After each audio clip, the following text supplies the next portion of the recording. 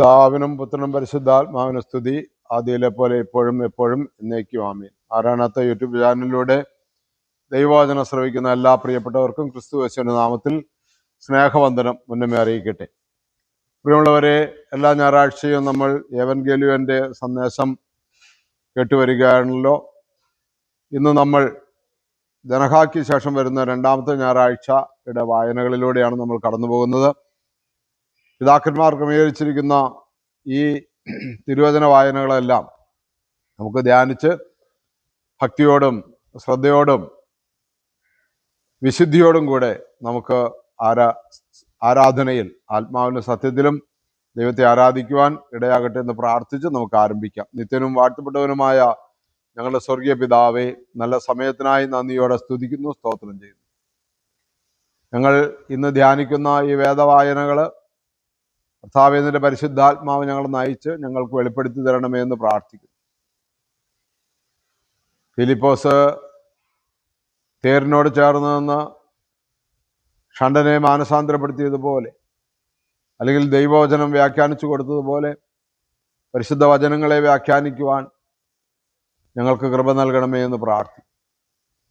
പരിശുദ്ധാത്മാവ് ഞങ്ങളെ നയിക്കണം, ദൈവസ്നേഹം ഞങ്ങളിൽ നിറയണം, കൃപ ഞങ്ങളെല്ലാവരിലും വ്യാപരിക്കണം. യേശുവിൻ്റെ പരിശുദ്ധ നാമത്തിൽ ചോദിക്കുന്നു, കൃപയോടെ കേട്ടുത്തരം തരുമാറാകണമേ. ആമേൻ. ഹല്ലേലൂയ. പ്രിയമുള്ളവരെ, ദനഹാക്ക് ശേഷം വരുന്ന രണ്ടാമത്തെ ഞായറാഴ്ചയുടെ സന്ധ്യാവായന, പ്രഭാത വായന, എവൻഗേലിയോൻ, ഈ മൂന്ന് വായനകളും കൂടി വിശുദ്ധ യോഹന്നാന്റെ സുവിശേഷം 1-ാം അധ്യായം 26 മുതൽ 51 വരെ തിരുവചനങ്ങളാണ്. ഒരേ അധ്യായത്തിൽ നിന്ന് തുടർച്ചയായിട്ടുള്ള 3 വായനകളാണ് ക്രമീകരിച്ചിരിക്കുന്നത്. നമുക്കത് ഒരുമിച്ച് തന്നെ ധ്യാനിക്കാമെന്ന് വിചാരിക്കുന്നു. ഒപ്പം തന്നെ പഴയ നിയമ വായനകളായിട്ട് ലേവ്യ പുസ്തകം 22-ാം അധ്യായത്തിൻ്റെ 26 മുതൽ 33 വരെ വാക്യങ്ങളും, സദൃശവാക്യങ്ങൾ 8-ാം അധ്യായം 22 മുതൽ 9-ാം അധ്യായം 9 വരെ വാക്യങ്ങളും, യെശയ്യാ പ്രവചനം 55-ാം അധ്യായം 1 മുതൽ 8 വരെ വാക്യങ്ങളുമാണ്. ലേഖനങ്ങൾ പൊതുവിനെഴുതിയത് 1 പത്രോസ് 3-7 മുതൽ 15 വരെയും, പൗലോസ്ലീഹ എഴുതിയത് എബ്രായർ ലേഖനം 1-ാം അധ്യായം 1 മുതൽ 2-ാം അധ്യായം 4 വരെ വചനങ്ങളാണ്.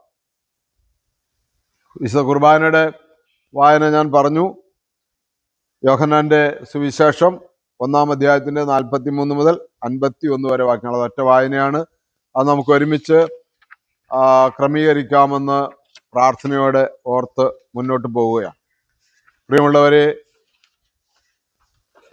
നമുക്ക് പഴയ നിയമ വായനയിൽ നിന്ന് അല്പം ഒന്ന് ചിന്തിച്ചു പോകാമെന്ന് വിചാരിക്കുന്നു. ഒന്നാമത്തെ വായന പഴയ നിയമത്തിലെ ദീർഘദർശിയായുടെ തലവനായ മോശയുടെ 3-ാം പുസ്തകത്തിൽ നിന്നാണ്. ദൈവത്തിന് ശ്രേഷ്ഠമായ യാഗം കഴിക്കുന്നതിനെ കുറിച്ചാണ് അവിടെ പറയുന്നത്.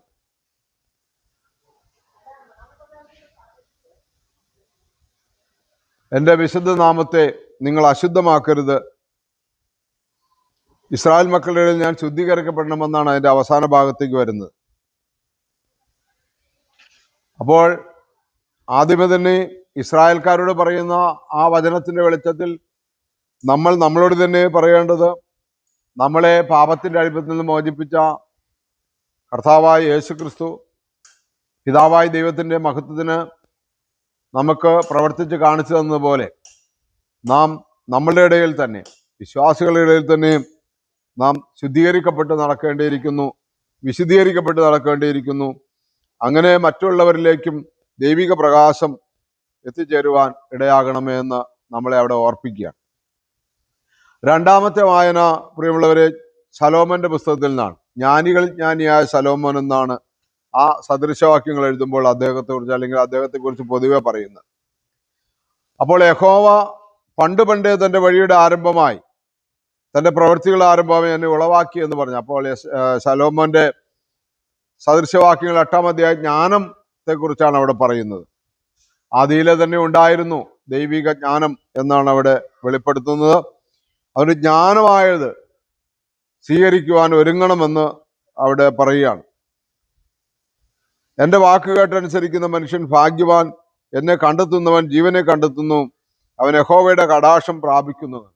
ബുദ്ധിയും അറിവും മാത്രമല്ല, ദൈവിക ജ്ഞാനം എളിമയുള്ളവർക്ക് ലഭിക്കുന്നതാണ്. അത് പരിശുദ്ധാത്മാവിൻ്റെ കൃപാവരത്തിൽ നിന്ന് ലഭിക്കുന്നതാണ്. പരിശുദ്ധാത്മാവിൻ്റെ വരങ്ങളും ദാനങ്ങളുമാണ് ആ ജ്ഞാനമെന്ന് പറയുന്നത്. അതുകൊണ്ട് അത് പഠിച്ച് നമ്മൾ അഭിവൃദ്ധിപ്പെടുമ്പോൾ മാത്രം ലഭിക്കുന്നതല്ല, അത് ബുദ്ധിയാണ്.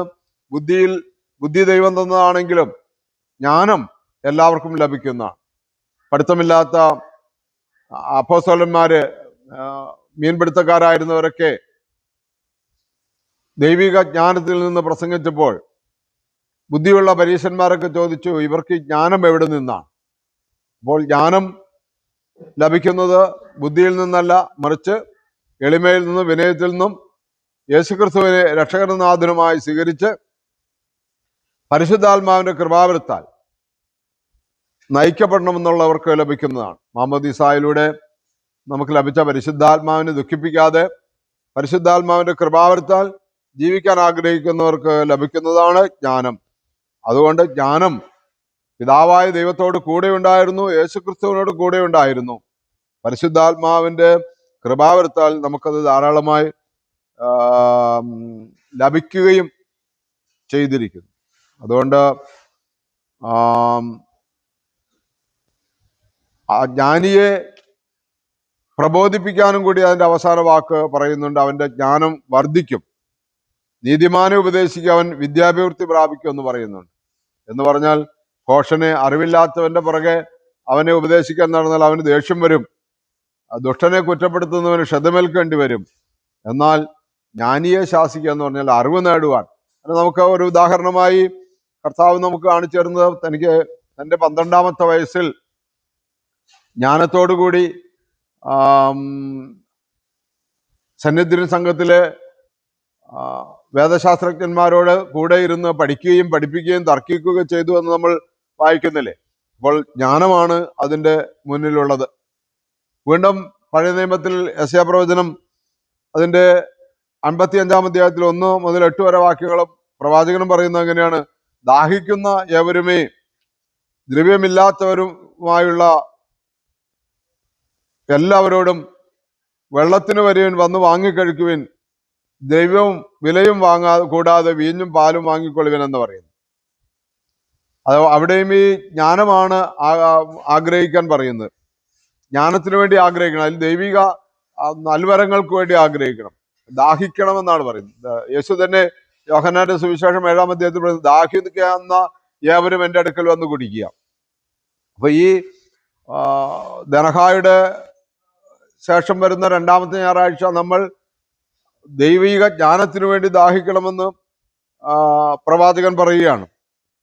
ദ്രവ്യവും വിലയും കൂടാതെ വീഞ്ഞും പാലും വാങ്ങിക്കൊള്ളുവിന്ന്. എന്നിട്ട് അവിടെ താഴെ പറയുന്ന, അപ്പമല്ലാത്തതിന് ദ്രവ്യവും തൃപ്തി വരാത്തതിന് നിങ്ങളുടെ പ്രയത്നഫലവും ചെലവിടുന്നതിന് എൻ്റെ വാക്ക് ശ്രദ്ധിച്ചു കേട്ട് നന്മ അനുഭവിപ്പിൻ, പുഷ്ടഭോജനം കഴിച്ച് മോദിച്ചുകൊള്ളുവിൻ, നിങ്ങൾ ചെവി ചായ്ച്ച് എൻ്റെ അടുക്കൽ വരുവിൻ, നിങ്ങൾക്ക് ജീവനുണ്ടാകേണ്ടതിന് കേട്ടുകൊള്ളുവിൻ.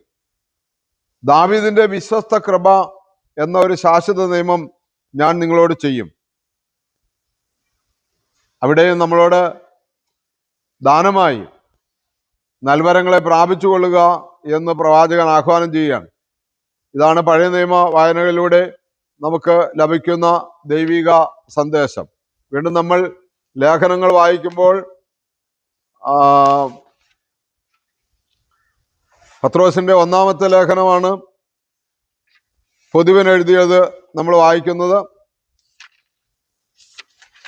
അതിൻ്റെ 3:7 മുതൽ 15 വരെ ദാമ്പത്യ ജീവിതത്തെക്കുറിച്ചാണ് അവിടെ പറയുന്നത്. പുരുഷന്മാരെ, നിങ്ങൾ വിവേകപൂർവം ഭാര്യമാരോടുകൂടെ വസിപ്പിൻ, നിങ്ങളുടെ പ്രാർത്ഥനകളിൽ ഭിന്നിക്കാതിരിക്കുമാറ് ദുർബലപാത്രങ്ങൾ എന്ന പോലെ അവരെ ആദരിച്ചു കൊള്ളുവിൻ, എന്തെന്നാൽ നിത്യജീവന്റെ ദാനത്തിൽ നിങ്ങൾക്ക് തുല്യം അവരും അവകാശികളാകുന്നു എന്ന് പറയാം.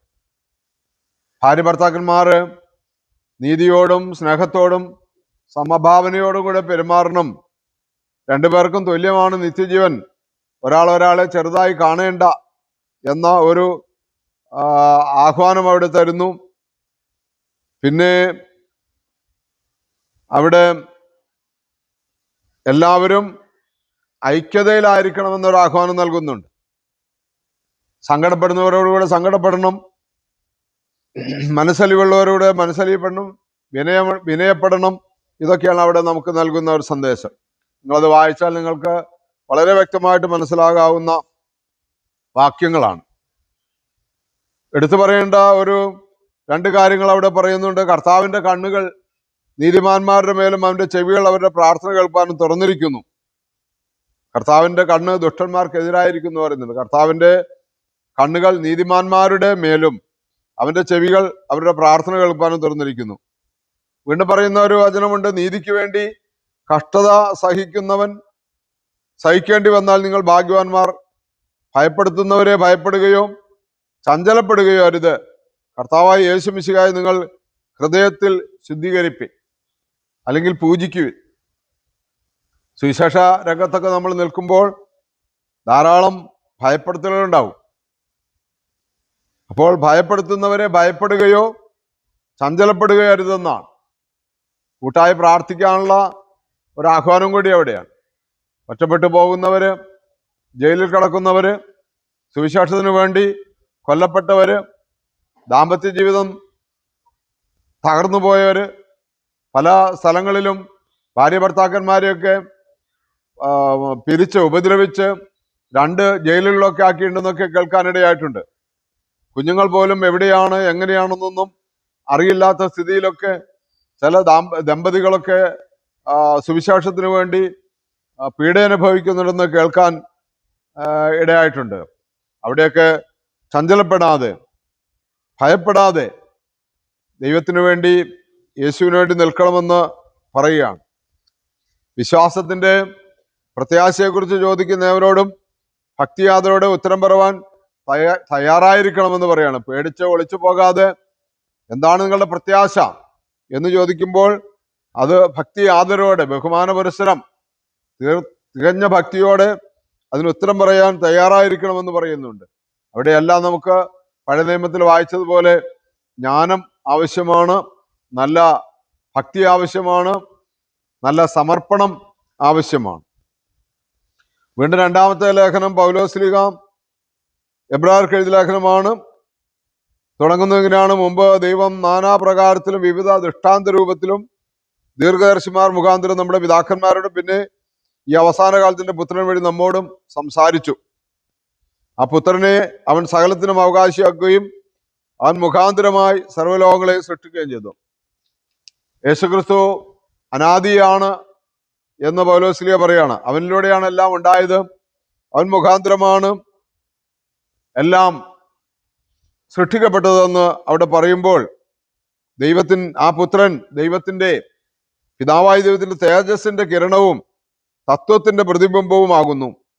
അവൻ തന്റെ വാക്കിന്റെ ശക്തിയാൽ സകലത്തെയും വഹിക്കുന്നു. യേശുക്രിസ്തുവാണ് സകലത്തെയും വഹിക്കുന്നത്, സകലർക്കും പാപപരിഹാരം കൊടുക്കുന്നത്. അവിടെ ദൈവത്തിന്റെ വലത്തുഭാഗത്ത് ഇപ്പോൾ അവൻ ഇരിക്കുന്നു എന്ന് നമ്മളോട് പറയുകയാണ്. ദൂതന്മാരെക്കാൾ എന്താ പറയുന്നത്, വലിയവനായി, മോശയേക്കാൾ ശ്രേഷ്ഠനായി യേശുവിനെ എല്ലാം നമ്മൾക്കുപരിയായി ദൈവം ഇരുത്തി എന്ന് പൗലോസ്ലീഹ പറയുകയാണ്. ദൈവദൂതന്മാരെ കുറിച്ച് പറയുന്നത്, അവൻ ദൈവദൂതന്മാരെ ആത്മമാത്രന്മാരായും സേവകന്മാരെ അഗ്നിജ്വാലയായും സൃഷ്ടിച്ചു എന്നിങ്ങനെയാണ് പറഞ്ഞിരിക്കുന്നത്. പുത്രനെ കുറിച്ചാകട്ടെ, ദൈവമേ നിന്റെ സിംഹാസനം ശാശ്വതമായിരിക്കുന്നു, നിന്റെ രാജ്യത്വത്തിന്റെ ചെങ്കോൽ യഥാർത്ഥ ചെങ്കോലാണ് എന്ന് അരുളി ചെയ്തിരിക്കുകയാണ്. എന്റെ പ്രിയമുള്ളവരെ, യേശുക്രിസ്തുവിലൂടെയുള്ള രക്ഷ അത് സൗജന്യ ദാനമാണ്. ആ യേശുവിലൂടെ മാത്രമേ നമുക്ക് രക്ഷയുടെ പൂർണ്ണതയിലേക്ക് വരുവാനായിട്ട് കഴിയുള്ളൂ എന്നുള്ള ആ വലിയ ബോധ്യം നമ്മളെ കർത്താവ് നയിക്കട്ടെ എന്ന് ഓർപ്പിച്ചുകൊണ്ട് ആ ഭാഗം നിർത്തുകയാണ്. വായിച്ച് നിങ്ങൾ മുമ്പോട്ട് പോവുക. ഇനി വീണ്ടും നമ്മൾ സുവിശേഷത്തിൽ നിന്നാണ് കേൾക്കുന്നത്. ഞാൻ നേരത്തെ സൂചിപ്പിച്ചതുപോലെ സന്ധ്യയുടെ വായനയും പ്രഭാതത്തിന്റെ വായനയും കുർബാനയുടെ ഏവൻഗേലിയോനും യോഹന്നാന്റെ സുവിശേഷം 1-ാം അധ്യായം 26 മുതൽ 51 വരെയുള്ള വാക്യങ്ങളിൽ നിന്നാണ്. അവിടെ ഒന്നാമത് യോഹന്നാൻ യേശുക്രിസ്തുവിനെ സാക്ഷ്യപ്പെടുത്തുന്നതാണ് ഒന്നാമത്തെ വായന. യോഹന്നാൻ വെള്ളം കൊണ്ട് മാമോദിസ നൽകുന്നു. എന്നാൽ നിങ്ങളാൽ അറിയപ്പെടാത്ത ഒരുവൻ നിങ്ങളുടെ ഇടയിൽ നിൽക്കുന്നുണ്ട്, അവൻ എൻ്റെ പിന്നാലെ വരുന്നവൻ എനിക്ക് മുമ്പനുമാകുന്നു എന്ന് പറയാണ്. യോഹന്നാന്റെ പിന്നാലെ വരുന്നവനും യോഹന്നാന് മുമ്പുള്ളവനുമാണ്. യോഹന്നാന്റെ പിന്നാലെ വരിക എന്ന് പറഞ്ഞാൽ നമുക്കറിയാമല്ലോ, യോഹന്നാൻ യേശുക്രിസ്തുവിന്റെ വഴിയൊരുക്കാൻ പിതാവായ ദൈവത്താൽ ഏലിയായുടെ ആത്മാവോടും ശക്തിയോടും കൂടെ വന്നവനാണ്. യേശു തന്നെ യോഹന്നാനെ കുറിച്ച് സാക്ഷ്യപ്പെടുത്തിയിരിക്കുന്ന ഏലിയ വീണ്ടും വന്നു കഴിഞ്ഞു എന്നാണ് പറയുന്നത്. അവൻ ഏലിയായ ആയിരുന്നു എന്ന് പറഞ്ഞു. യോഹന്നാന് പോലും അറിയില്ലായിരുന്നു. നീ ഏലിയായോണെന്ന് ചോദിച്ചപ്പോൾ അതുമല്ല എന്നാണ് യോഹന്നാൻ പറഞ്ഞത്. എന്നാൽ യോഹന്നാൻ ഏലിയായ ആയിരുന്നു. യേശുവിന് മുൻപേ അവൻ വന്നു. അവിടെ നമ്മൾ കാണുന്നത്, അങ്ങനെ യോഹന്നാൻ യേശുവിന്റെ ചെരുപ്പിന്റെ വാറഴിപ്പാൻ പോലും യോഗ്യനല്ല എന്ന് ഉത്തരം പറഞ്ഞുകൊണ്ട് മാമോദിസ മുക്കിക്കൊണ്ടിരുന്ന യോർദാന്റെ കടവിൽ വച്ചാണ് തന്റെ ശിഷ്യന്മാരോട് പറയുന്നത്, ദൈവത്തിന്റെ കുഞ്ഞാട് ഇവനാകുന്നു എന്ന് പറയുകയാണ്. ലോകത്തിന്റെ പാപത്തെ വഹിക്കുന്ന, ലോകത്തിന്റെ പാപത്തെ നീക്കുന്ന ദൈവത്തിന്റെ കുഞ്ഞാട് യേശു ക്രിസ്തുവാണെന്ന് സ്നാപകയോഹന്നാൻ സാക്ഷ്യപ്പെടുത്തുകയാണ്. അത് മാമോദിസ മുങ്ങുവാൻ യേശു ക്രിസ്തു യോഹന്നാന്റെ അടുക്കൽ വന്നപ്പോൾ പരിശുദ്ധാത്മാവ് പ്രാവ് പോലെ ആരുടെ മേൽ ഇറങ്ങി വരുന്നു, അവൻ ആണ് പാപമോചകൻ അല്ലെങ്കിൽ പരിശുദ്ധാത്മാവിനാൽ സ്നാനം നൽകുന്നവനെന്ന് ദൈവം സ്നാപകയോഹന്നാനോട് പറഞ്ഞത് വിളിച്ചു പറയുകയാണ്. അതുകൊണ്ട് യേശുക്രിസ്തു നമുക്ക് നൽകുന്നത് പരിശുദ്ധാത്മാവിന്റെ ദാനമാണെന്ന് തിരിച്ചറിഞ്ഞുകൊള്ളുക. അപ്പോൾ വെള്ളം കൊണ്ട് നമ്മൾ സ്നാനമേറ്റു, പരിശുദ്ധാത്മാവിനെ നമ്മൾ ഊതി, പരിശുദ്ധാത്മാവിനെ നമ്മൾ സ്വീകരിച്ചു. ആ പരിശുദ്ധാത്മാവിനെ നമ്മൾ ഇനി ഉജ്ജ്വലിപ്പിക്കേണ്ട ഉത്തരവാദിത്വം നമുക്കുണ്ട്. വചനമാകുന്ന കറയില്ലാത്ത ആ കുഞ്ഞാടിന്റെ വാക്കുകൾ കൊണ്ട് നമ്മൾ കഴുകൽ പ്രാപിച്ച്, പാപബോധം വന്ന് പശ്ചാത്തപിച്ച് കുമ്പസാരിച്ച് പാപങ്ങളേറ്റു പറഞ്ഞ് വിശുദ്ധീകരണം നേടേണ്ട ആവശ്യമുണ്ട്. അപ്പോഴാണ് നമുക്ക് പരിശുദ്ധാത്മാവിനെ നമുക്ക് ലഭിക്കുന്നത്. അതുകൊണ്ട് യോഹന്നാൻ സാക്ഷ്യപ്പെടുത്തുന്നത്, ഒന്ന്, ലോകത്തിന്റെ പാപം നീക്കുന്ന ദൈവത്തിന്റെ കുഞ്ഞാട് ആണ് യേശു എന്ന് പറഞ്ഞുകൊണ്ടാണ്. രണ്ട്, അവൻ നമുക്ക് മുമ്പ് ഉണ്ടായിരുന്നവനാണ് എന്ന് പറയാണ്. അപ്പോൾ യേശുവിന്റെ ആദിയും അന്തവും അവിടെ വ്യക്തമായി യോഹന്നാൻ സാക്ഷ്യപ്പെടുത്തുകയാണ്. രണ്ടാമത്തെ വായന പ്രഭാതത്തിലാണ്. അതിന്റെ 35 മുതൽ 42 വരെ വാക്യങ്ങളാണ് 1-ാം അധ്യായത്തിൽ നിന്നും.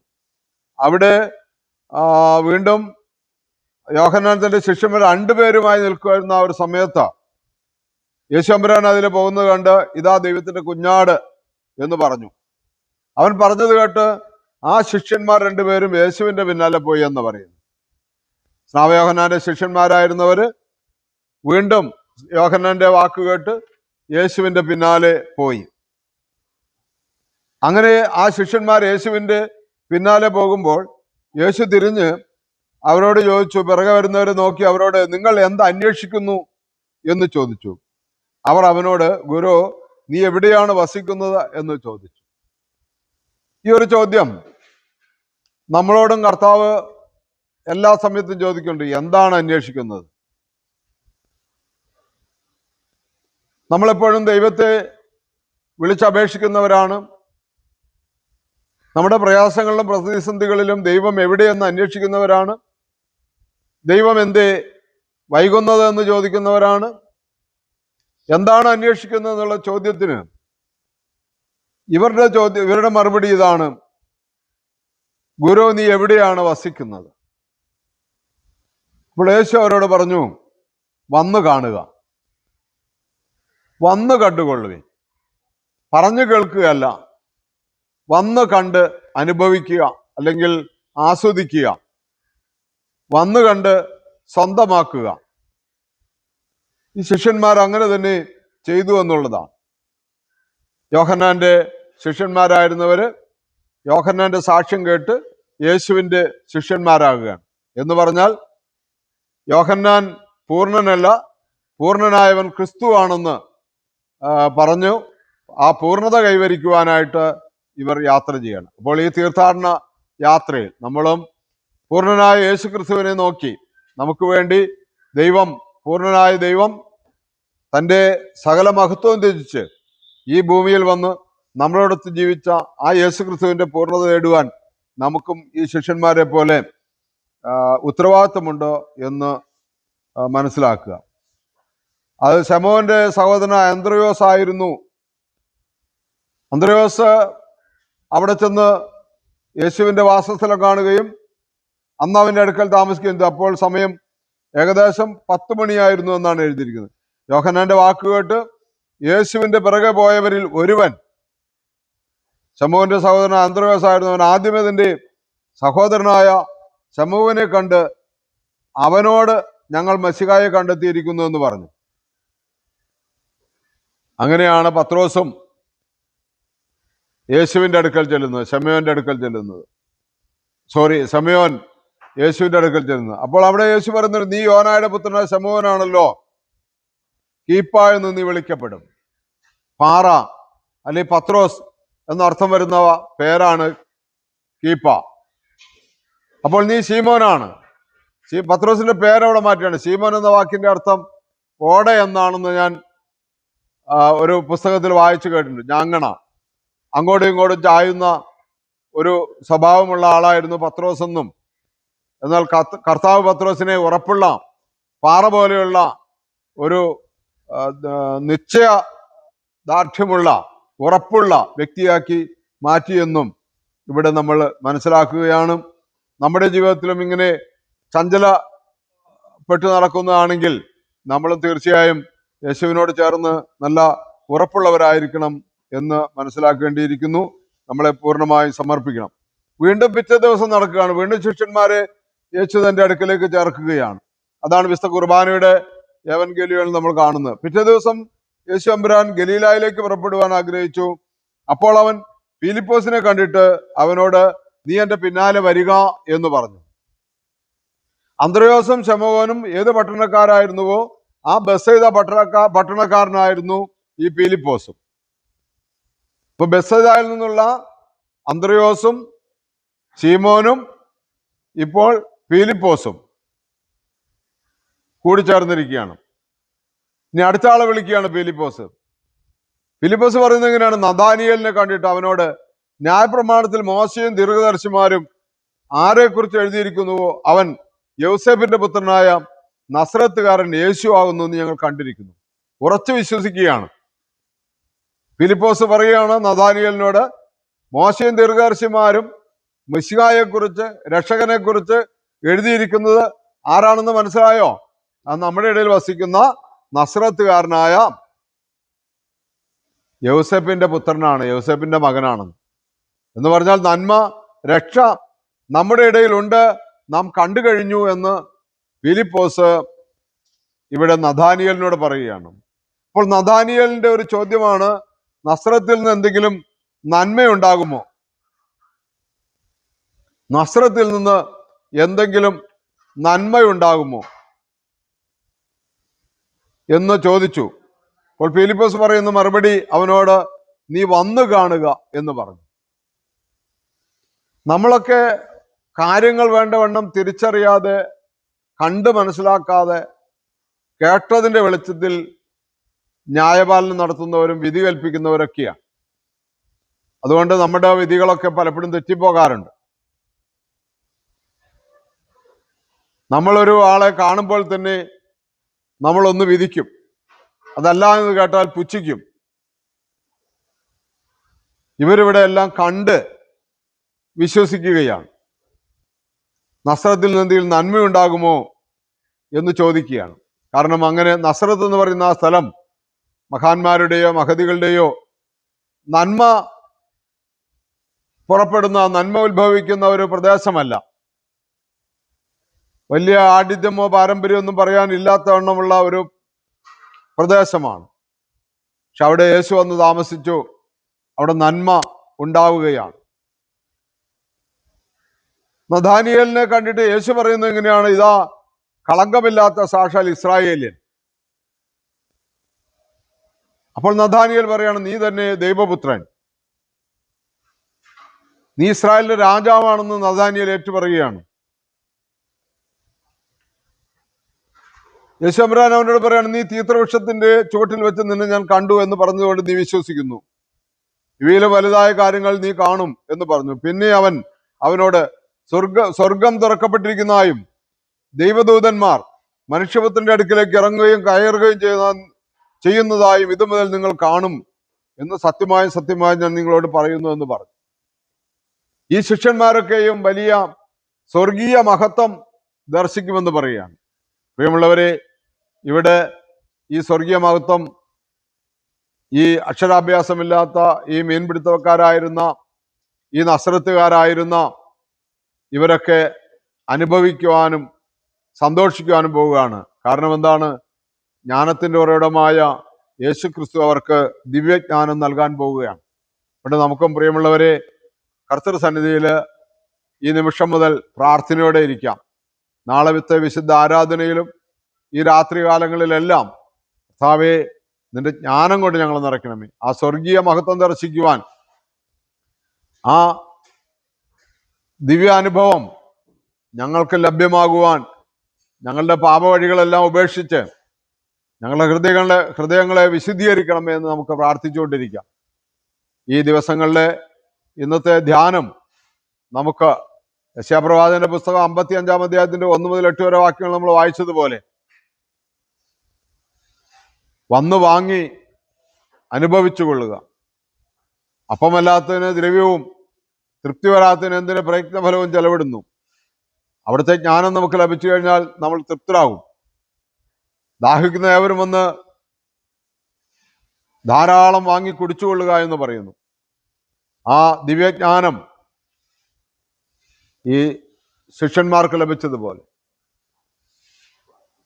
സ്നാപകയോഹന്നാൻ തന്റെ ശിഷ്യന്മാരെ യേശുവിന്റെ അടുക്കലേക്ക് അയച്ചതുപോലെ യേശുവിന്റെ അടുക്കൽ വന്ന ശിഷ്യന്മാര് യേശുവിനെ കണ്ട് കൂടെ വസിച്ച് മറ്റുള്ളവരോട് ആ രക്ഷാകര സന്ദേശം അറിയിച്ചതുപോലെ നമുക്കും ഓരോരുത്തരോട് യേശുവിൻ്റെ രക്ഷയെക്കുറിച്ച് പറയുവാൻ നമുക്ക് കഴിയട്ടെ. നമ്മുടെ ഇടയിൽ തന്നെ ദൈവം നമ്മുടെ വീണ്ടെടുപ്പുകാരനാണ്. യേശുക്രിസ്തു നമ്മുടെ രക്ഷകനാണ്, നാഥനാണ്, സകലത്തിനും മതിയായവനാണെന്ന് നമുക്ക് ഏറ്റുപറയാൻ കഴിയട്ടെ. തുടർന്ന് കർത്താവ് നമ്മളെ പഠിപ്പിച്ചതുപോലെ ആദ്യം ജെറുസലേമിലും പിന്നെ യൂദയായിലും പിന്നെ ശമരിയായിലും പിന്നെ ഭൂമിയുടെ അതിർത്തികളോളം ഈ ജ്ഞാനം നിറഞ്ഞ് കർത്താവിൻ്റെ ഈ ശക്തമായ ദൂത് എല്ലാവരെയും അറിയിക്കുവാൻ ദൈവം നമുക്ക് ഇടയാകട്ടെ എന്ന് പ്രാർത്ഥിക്കാം. നല്ലൊരു ദൈവിക ശുശ്രൂഷകനായി, നല്ലൊരു പ്രേക്ഷിതനായി തീരുവാൻ ദൈവം നമ്മളെ സഹായിക്കട്ടെ എന്ന് പ്രാർത്ഥിച്ചുകൊണ്ട് ഇന്നത്തെ ശുശ്രൂഷ അവസാനിപ്പിക്കുന്നു. ദൈവത്തിൻ്റെ അതിപരിശുദ്ധ നാമം മഹത്വപ്പെടുമാറാകട്ടെ. ഈ മാസത്തിന്റെ അവസാന ആഴ്ചയിൽ 4-ാമത്തെ ആഴ്ചയിൽ ഇവിടെ മാരാനാഥ ധ്യാന കേന്ദ്രത്തിൽ താമസിച്ചുള്ള ധ്യാനം നടക്കുന്നു. ഇതിൽ കാണുന്ന ഫോൺ നമ്പറിൽ നിങ്ങൾ വിളിച്ച് ബുക്ക് ചെയ്യണമെന്ന് നിങ്ങളുടെ ആ ദൈവിക അനുഭവങ്ങൾ, അറിവുകൾ ലഭിക്കത്തക്കവണ്ണമുള്ള നിങ്ങളുടെ ഉത്സാഹം എത്രയും പെട്ടെന്ന് ദൈവസന്നിധിയിൽ കാണപ്പെടുമാറാകട്ടെ എന്ന് പ്രാർത്ഥിച്ചു നിർത്തുന്നു. പരിശുദ്ധ അമ്മയുടെയും സകല വിശുദ്ധന്മാരുടെയും ശുദ്ധിമതികളുടെയും മധ്യസ്ഥതയിൽ അഭയപ്പെട്ടുകൊണ്ട് സകലവും ഞങ്ങൾക്കായി കാൽവരിൽ ഞങ്ങൾ ജീവൻ വെച്ച് ഞങ്ങളെ രക്ഷിച്ച് അവിടുത്തെ തിരുരക്തത്താൽ ഞങ്ങൾ വീണ്ടെടുത്ത യേശുക്രിസ്തുവിന്റെ പരിശുദ്ധ നാമത്തിൽ അടിയങ്ങളെ ചേർത്ത് സമർപ്പിച്ച് പ്രാർത്ഥിക്കുന്നു. കൃപയോടെ കേട്ടുത്തരം തരുമാറാകണമേ. ആമേൻ.